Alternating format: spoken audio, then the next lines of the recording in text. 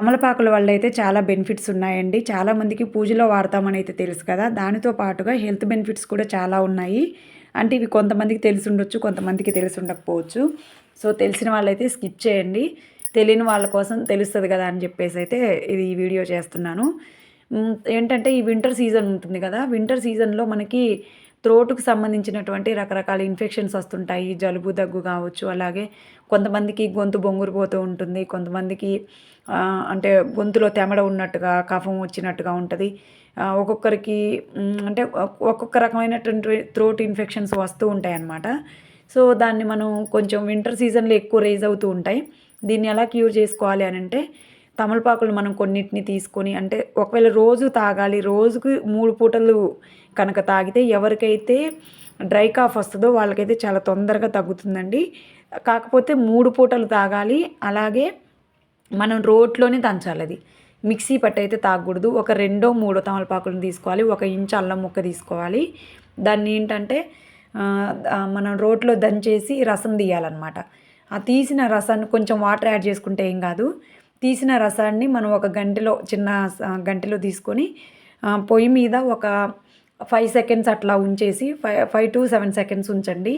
ఉంచాక అది తీసి ఒక గ్లాసులో పోసుకొని ఒక స్పూను తేనె లేదా 1-3 స్పూన్ల తేనె అంటే మీరు తాగేదాన్ని బట్టి దానికి యాడ్ చేసుకొని తాగితే ఏంటంటే డ్రై కాఫ్ కానీ ఉంటే అయితే చాలా తొందరగా క్యూర్ అవుతుంది. అలాగే గొంతుకు సంబంధించినటువంటి ఇన్ఫెక్షన్స్ ఏమైనా అంటే బొంగురు పోవటం, నొప్పిగా ఉండటం అట్లాంటివి ఉన్నా తగ్గిపోతుంది. తేనె వల్ల అంటే జలుబు ఎక్కువ కావడం అట్లా అయితే ఏమీ ఉండదండి.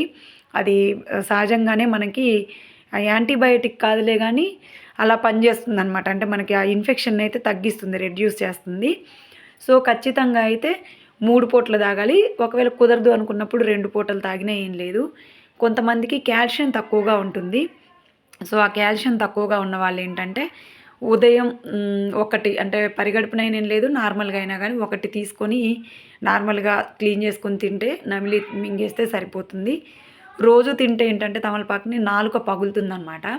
అందుకని చెప్పేసి అట్లా రోజు తినకూడదు. రోజు విడిచి రోజు తింటే మంచిది. నేనిక్కడ ఏంటంటే ప్రతిరోజు చేసుకొని తాగటం ఇబ్బందని చెప్పేసి ఒకేసారి ఎక్కువగా అల్లం కొంచెం, తర్వాత తమలపాకులు కొన్ని తీసుకొని రోట్లో దంచేసి దాన్ని అంటే ఒక 2.5 గ్లాసులు వాటర్ పోసుకొని బాగా ఒక గ్లాసున్నర వాటర్ అయ్యేదాకా వేడి చేశాననమాట. వేడి చేశాక వడబోచుకొని ఒక దాంట్లో స్టోర్ చేసుకున్నాను ఒక 2 రోజులు వచ్చేటట్టుగా. సో, మిగిలిన దాన్ని మనం పూటకు తాగాలి కాబట్టి గ్లాసులో పోసుకొని అలా తాగుతున్నాననమాట.